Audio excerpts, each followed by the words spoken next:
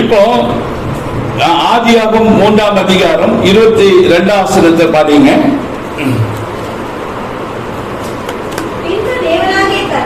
பின்பு தேவனாகிய கர்த்தர் இதோ மனுஷன் நன்மை தீமை அறியத்தக்கவனாய் நம்மில் ஒருவனை போல் ஆனான். பாருங்க, வேதம் நீங்க இவ்வளவு நாளும் தேவனை பற்றி கேட்டது வித்தியாசமா இருக்கலாம். ஆனால் வேத வசனங்களை நான் உங்களுக்கு காட்டி வேத வசனம் சொல்லுறதா நான் சொல்றேன்.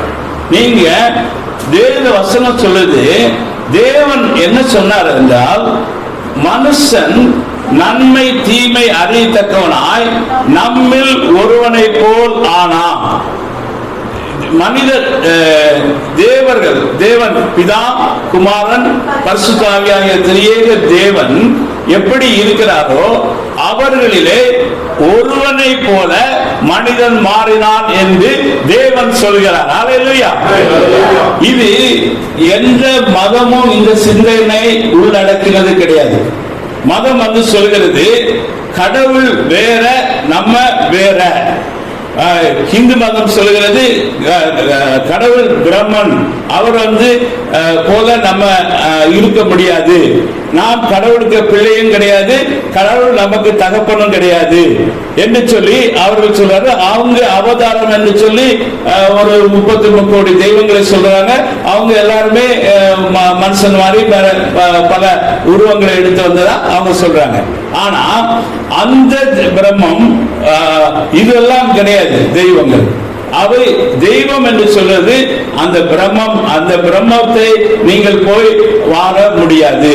சரி, முஸ்லிம் மதத்துல போய் கேட்போமா, முஸ்லிம் மதத்துல என்ன சொல்றாங்க அப்படின்னு நீங்க போய் சொன்னீங்கன்னா அவங்க சொல்லுவாங்க, தேவனை போல நீ, கடவுளை போல நீ மாற முடியாது, கடவுளுடைய பிள்ளை நீ என்று சொன்னாச்சுன்னா உன்னை கல்லறிந்து கொள்வார்கள். அல்லேலூயா.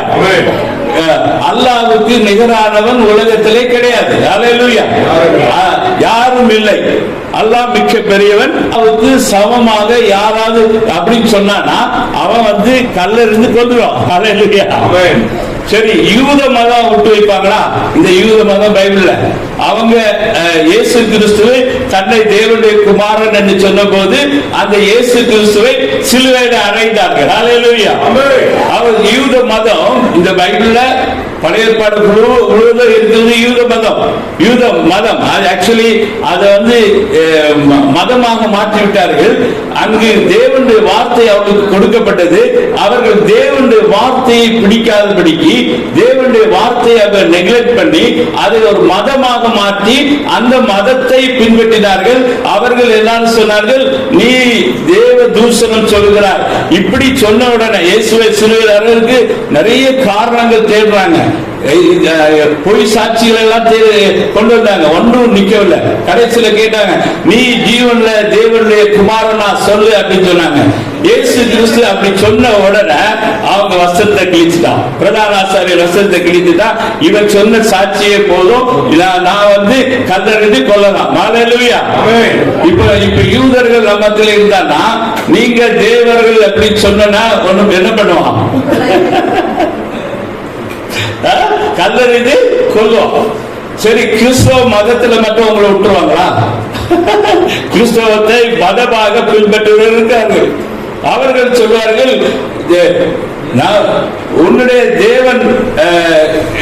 தேவனுக்கு நீ சமமானவனா, நீ தேவனுக்கு இணையானவனா, நீ தேவனை போலப்பட்டவனா, உன்னை கல்லறிஞ்சு கொள்வோம் தான் நிற்பாங்க. அல்லேலூயா. நீ தேவ தூஷணம் சொல்லுகிறாய் என்று சொல்லி அவர்கள் உன்னை சொல்வார்கள். ஆனால் தேவனுடைய வார்த்தை என்ன சொல்லுகிறது என்பதை பார்க்கும்போது தேவன் வந்து உனக்கு ஒப்பானவர் யார்? இன்னைக்கு பாட்டு பாடுறோம். என்ன பாட்டு பாடுறோம்? உனக்கு ஒப்பானவர் யார், உனக்கு ஒப்பானவர் யார் அப்படி பாடுறோம். யாராவது உனக்கு ஒப்பானவர் யாரு பாடுறீங்களா? கேட்டீங்களா? இங்க இயேசு ஆண்டவர் வந்து நம்ம பார்த்து என்ன சொல்றாரு? உனக்கு ஒப்பானவன் வாசிங்க, திருப்பி வாசிங்க. அந்த வசனத்தை வாசி 33:29 வாசிங்க. இஸ்ரவேலே, நீ பாக்கியவான், கர்த்தரால் ரட்சிக்கப்பட்ட ஜனமே, உனக்கு ஒப்பானவன் யார்? ஹல்லேலூயா. இயேசு கிறிஸ்து நம்ம தேவனை பாடி துதிக்கிறோம் மகிமையாக, இல்லையா? உமக்கு ஒப்பானவர் யார்? நம்முடைய தேவனுக்கு ஒப்பான தேவன் உலகத்துல கிடையாது. அவர் ஒப்பானவர் யார் அப்படின்னு நம்ம பாடுறோம். அங்க பரலோகத்திலிருந்து ஒரு பாட்டு சத்தம் கேட்குது. என்ன சத்தம் கேட்குது? உனக்கு ஒப்பானவன் யார்? ரட்சிக்கப்பட்ட ஜனமே, உனக்கு ஒப்பானவன் யார்? யார் பாடுறாங்க சத்த? அப்படி கேட்குங்க. ஆண்டவர் பாடுறாங்க. ஹல்லேலூயா, ஹல்லேலூயா. செப்பனியா 3:17 வாசிங்க. நீங்க ஆண்டவர் பாடுவாரா? ஆண்டவர் டான்ஸ் ஆடுவாரா? அவர் பாடி டான்ஸ் ஆடி துதிக்கிறார். ஹல்லேலூயா. யாரை பார்த்து துதிக்கிறாரு? உன் தேவனாகிய கர்த்தர் உன் நடுவில் இருக்கிறார். அவர் வல்லமை உள்ளவர். அவர் ரட்சிப்பார். அவர் உன் பேரில் சந்தோஷமாயிருந்து மகிழ்ந்து தம்முடைய அன்பின் நிமித்தம் அமர்ந்திருப்பார். அவர் உன் பேரில் கம்பீரமாய் களி கூறுவார். நீங்க பாட்டு பாடும்போது கம்பீரம் இல்லாம பாடுறீங்க. உனக்கு பாடவர் யார்? கேசப்பா கேசப்பா அப்படின்னு பாடுங்க. ஆனா அவர் பாடுவது அப்படி இல்லை. உனக்கு பாடவர் யார்? அப்படி அவர் கம்பீரமாக பாடுறாங்க. பாடி அவர் மகிழ்ச்சியால, ஒரு ஆங்கில வேதத்தில் இருக்கு, he sing and dance about you. ஹல்லேலூயா. உன்னை பார்த்து என்னுடைய ஜனங்கள் உங்களுக்கு ஒப்பான ஜனங்கள் யார்? நீ தேவனுக்கு சமமானவன். ஹல்லேலூயா. ஒரு பெரிய சிந்தனை உங்களுக்குள்ள மாற்றத்தை இன்னைக்கு கொண்டு வரட்டும். என்னவென்றால், நம்முடைய தேவன் தன்னை ஒரு தனி ஆளாக அவர் பார்க்கவில்லை. ஹல்லேலூயா. அவர் நம்மளே ஒருவராக தன்னை மாற்றிக்கொண்டவர். ஹல்லேலூயா. தேவன் எப்பேற்பட்டவர்? அவர் என்ன செய்கிறார் என்றால், நீயும் நானும் வேற வேற அப்படின்னு சொல்லிட்டு அவர் பிரிக்கல. ஹல்லேலூயா. இன்னைக்கு உலகம் கடவுள் வேற நம்ம வேற அப்படின்னு பிரிச்சிருக்கு. கடவுளுக்கு இணையாக ஒருவரும் மாற முடியாது என்பது உலக மதங்கள் எல்லாம் சொல்லுது. சரி, புத்த மதத்துல கடவுளை பற்றி சொல்றாங்களே, அவங்க எதை பற்றி சொல்றாங்க? கடவுளை பற்றி அங்க சொல்லல. ஹல்லேலூயா. புத்தர் கடவுளை பற்றியே பேசல. ஆனா இவங்க அவரை கடவுள் ஆக்கி வச்சுட்டாங்க. ஹல்லேலூயா. புத்தர் கடவுளை பற்றி ஒண்ணுமே சொல்லல. ஹல்லேலூயா. அப்போ உலகத்தில் இருக்கிற மேஜர் ரிலீஜியன் இந்த இந்து மதம், முஸ்லிம் மதம். முஸ்லிம் 22% இருக்கிறாங்க. இந்துக்கள் 15% இருக்கிறாங்க. 6% புத்தர் இருக்கிறாங்க. கிறிஸ்தவம் 33% இருக்கிறது. இதுல 90% மக்கள் மற்ற ஒரு 4000 மதங்கள் இருக்கிறது. அவைகள் 10%குள்ளதான் இருக்கிறாங்க. அந்த மதங்கள் எதுவுமே தேவனுக்கு இணையானவர் உலகத்தில் இல்லை அப்படிதான் சொல்லுது. ஆனா இந்த 3 மேஜர் ரிலிஜியனும் கடவுளுக்கு இணையானவர்கள் நாம அல்ல என்று சொல்லுகிறார். ஹல்லேலூயா. ஆனா வேத வசனம் என்ன சொல்லுகிறது என்றால், நீங்க யாருக்கு உனக்கு ஒப்பானவன் யார்? நீங்க இவ்வளவு நாள் கேட்டிருக்கீங்க, ஆண்டவரை நம்ம பாடி துதிக்கணும். அவர் துதியின் மத்தியில் வாசம் பண்ணுற தேவன். அவர் துதிச்சாதான் நமக்கு ஏதாவது கொடுப்பாரு. அப்படி நீங்க ஒண்ணு கொடுக்க வேண்டாம். ஹல்லேலூயா. ஆண்டவர் அவர் உங்களுக்கு கொடுத்திருக்க காரியங்களுக்காக உங்களை எப்படி வைத்திருக்கிறார் என்பதை நீங்க அறிகிறதுனால நீங்க அவருக்கு நன்றி சொல்லி அவரை துதிக்கலாம். நீங்க அவரை பாடி அவருக்கு துதிக்கவும் அவருக்கு நன்றி சொல்லவும் தான் கிறிஸ்தவ வாழ்க்கை. ஹல்லேலூயா. அது எதற்காக என்றால், எதை பெற்றுக் கொள்வதற்காக அல்ல, பெற்றுக் கொண்டதுக்காக. ஹல்லேலூயா. பெற்றுக் கொண்டதுக்காக நீங்கள் தேவனை துதித்தீர்கள் என்றால் நீங்கள் உங்களுக்கு வாழ்க்கையில எதுவுமே குறைவில்லாமல் வந்து கொண்டிருக்கும். ஹல்லேலூயா. உங்களுக்கு எல்லா ஆசீர்வாதங்களையும் அவர் உன்னதத்திலே அவர் கொடுத்து விட்டார். ஹல்லேலூயா. அதை பெற்றுக்கொண்ட ஜனங்கள் தான் நீங்க அதை பெற்றுக் கொண்டீர்கள் என்று விசுவாசத்தினால அதை தரிசித்து நடக்கிறாங்கன்னா உங்களுக்கு ஒருவரும் பார்க்க முடியாது. ஆபிரகாம் வந்து சொன்னாரு, ஆண்டவர் உனக்கு நான் பிள்ளையை கொடுப்பேன், அவர்கள் இந்த தேசத்தை சுதந்திரிப்பார்கள் என்று சொல்லி அவன் இந்த தேசம் எவ்வளவு நீளமோ எவ்வளவு அகலமோ அது நடந்து திரி என்று சொல்லும் போது அவனுக்கு ஒரு பிள்ளை கூட இல்லை. ஹல்லேலூயா. அவன் அந்த வார்த்தையை விசுவாசித்தான். ஹல்லேலூயா. தேவனுடைய வார்த்தையை விசுவாசித்தான். அப்போ தேவனுடைய பிள்ளைகள் தரிசித்து நடவாமல் விசுவாசித்து நடக்கிறார்கள். ஹல்லேலூயா. அப்படின்னா என்ன அர்த்தம்? நீங்க வந்து இப்போ கடன் பிரச்சனையில இருக்கிறீங்க அப்படி வச்சுக்கோம். எல்லாரும் கடன் இல்லாத ஆள் இருக்கீங்களா? எனக்கு கடனே இல்லை அப்படின்னு சொல்றவங்க இருக்கீங்களா? இல்ல. கடன் அப்ப எல்லாரும் கடன் இருக்கு. அப்படியா? அப்படியா? உங்களுக்கு எல்லாருக்கும் கடன் இருக்கா? இஎம்ஐ எல்லாம் வச்சிருக்கீங்களா? அப்படி இருக்கீங்க இல்ல? அப்ப கடன் தான் இருக்கிறீங்க. பைபிள் வசனம் என்ன சொல்லுது?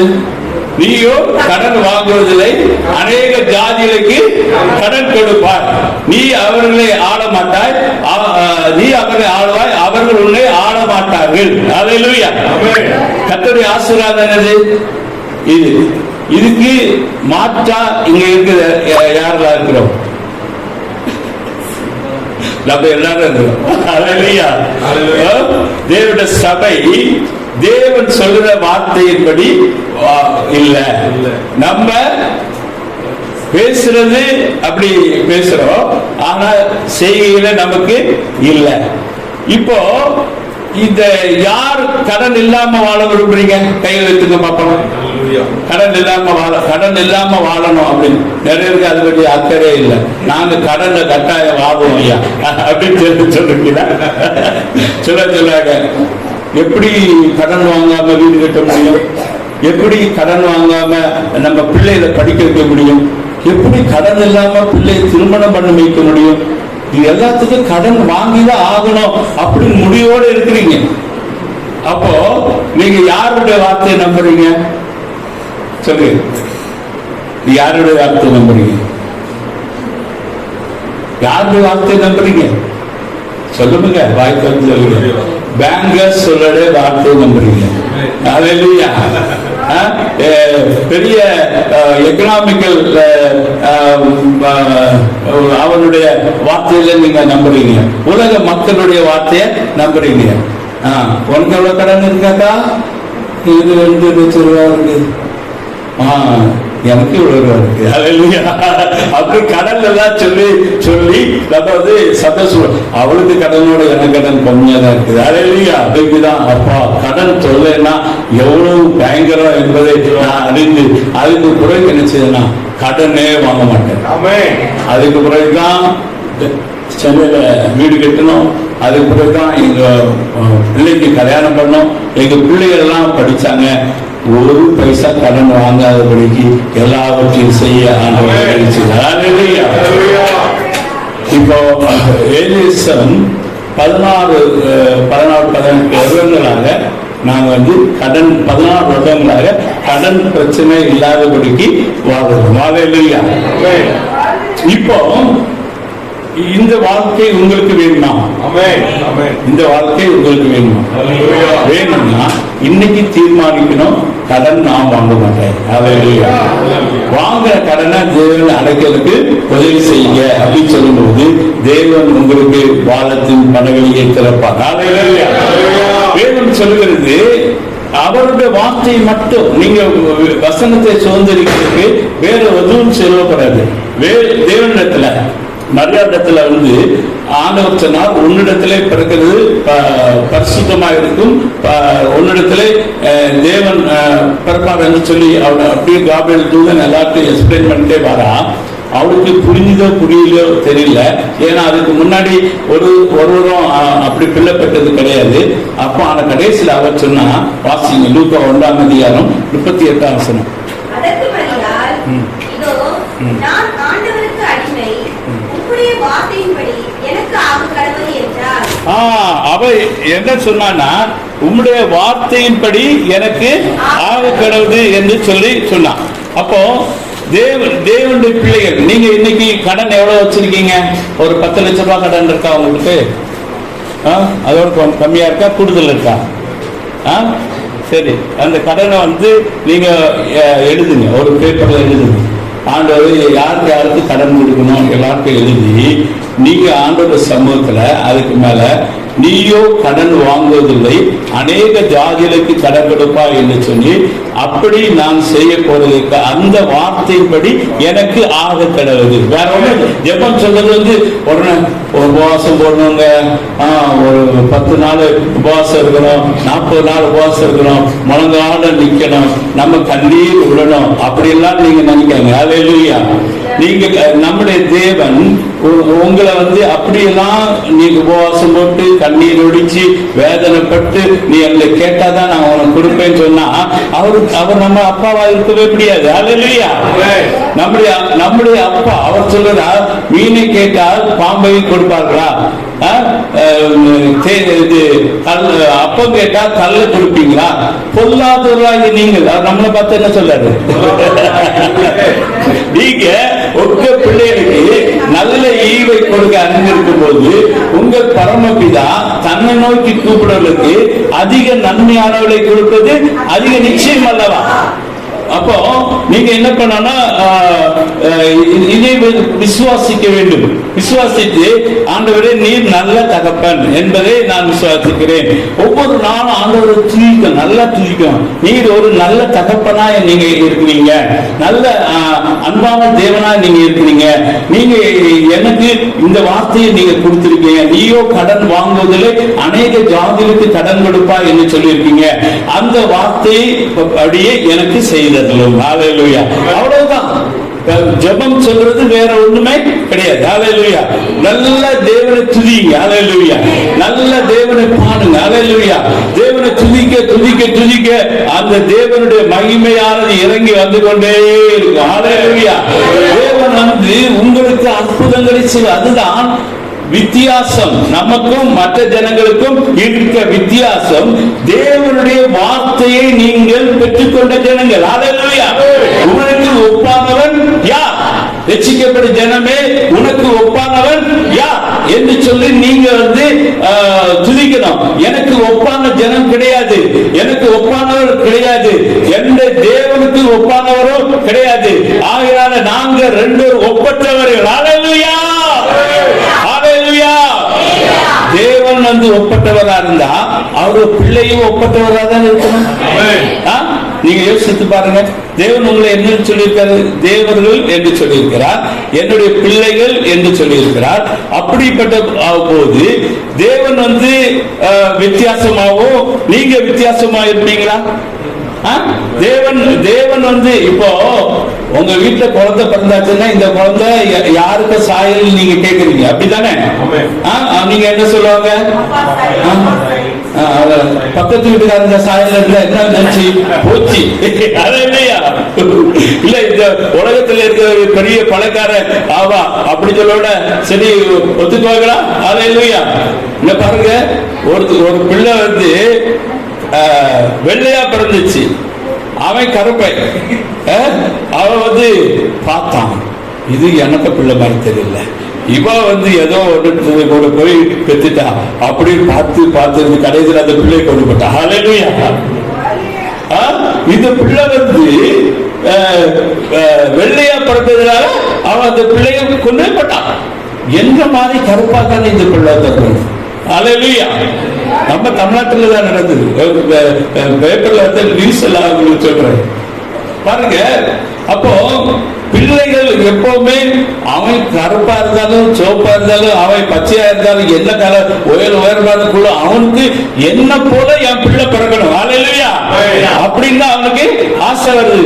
உன்னோட ரொம்ப அழகா இருக்கு உன் பிள்ளை சொன்னாலும் அவனுக்கு பிடிக்க மாட்டேங்குது. ஹல்லேலூயா.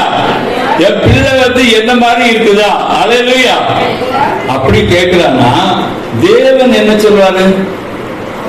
அவரை போல அவருக்கு பிள்ளைகள் இருக்கணும் விரும்பாரா? விரும்புவார். ஹல்லேலூயா.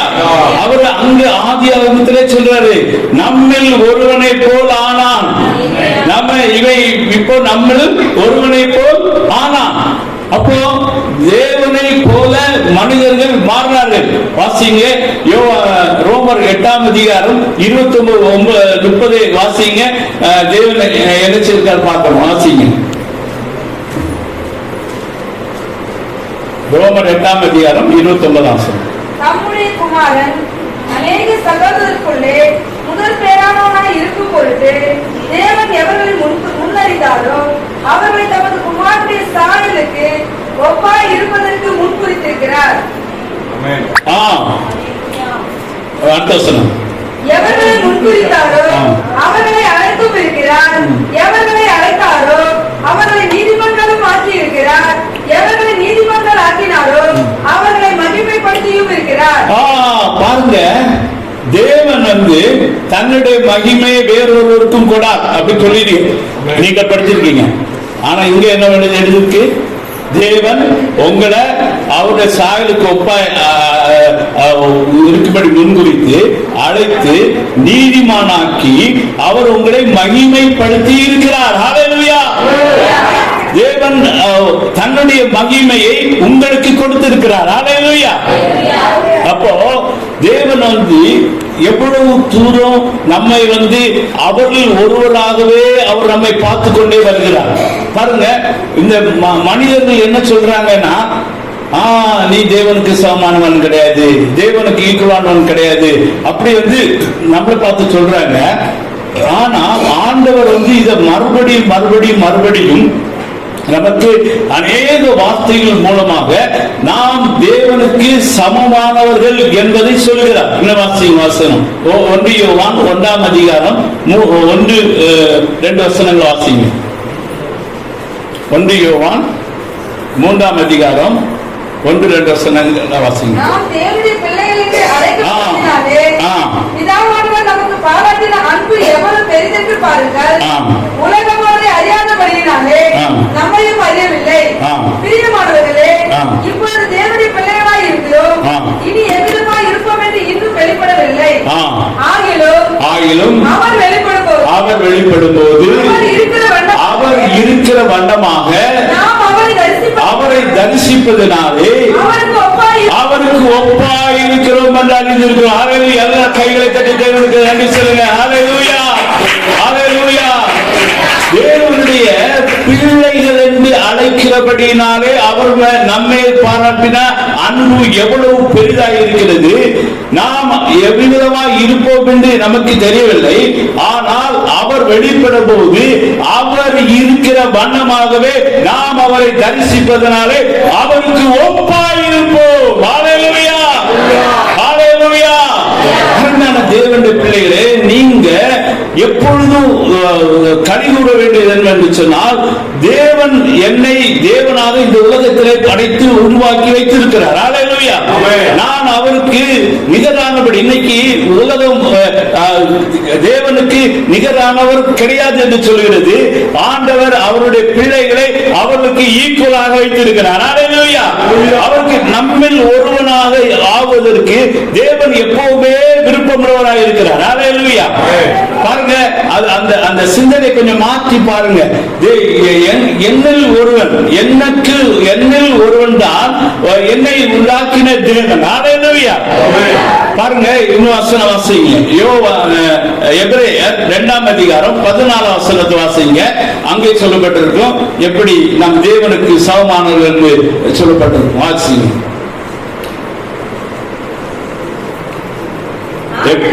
ஆதலால்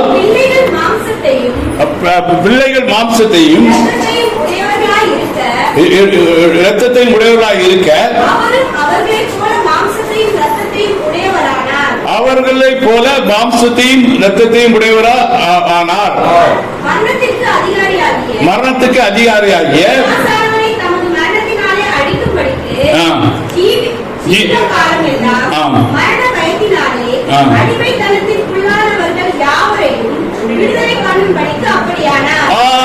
ஆதலால் பிள்ளைகள் மாம்சத்தையும் இரத்தத்தையும் உடையவர்களாக இருக்கும்போது தேவன் மாம்சத்திலே வெளிப்பட்டார் என்பது தேவ பக்தியின் ரகசியம். நல்ல கவனிங்க.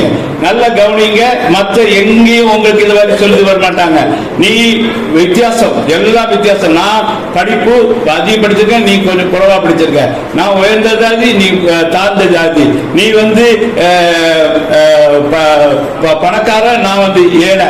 இந்த வம்சங்கள் எல்லாம் ஒன்றோடு ஒன்று எனக்கு, நான் இந்த ஜாதி, நீ இந்த ஜாதி, நீ என்கிட்ட வரக்கூடாது அப்படி என்று உலகமானது எல்லாரையும் பிரித்து கொண்டு இருக்கும் போது, எல்லாரும் பிரித்து கொண்டு இருக்கும் போது, நம்மை உண்டாக்கின தேவன் என்ன சொல்லுகிறார் என்று சொன்னால், நீ என்னை எனக்கு ஒப்பானவன் ஆனவன் அப்படி சொல்றாரு. நீ உனக்கு ஒப்பானவன் யார் என்று அவர் நம்மை பார்த்து சொல்லுகிறார். இந்த இடத்துல அவர் பிள்ளைகள் மாம்சத்தை இரத்தத்தை உடையவராய் இருந்தது போல அவர் மாம்சத்தை இரத்தத்தை உடையவராய் ஆகி நம்மில் ஒருவனாக அவர் இந்த உலகத்தில் வந்தார். ஹல்லேலூயா.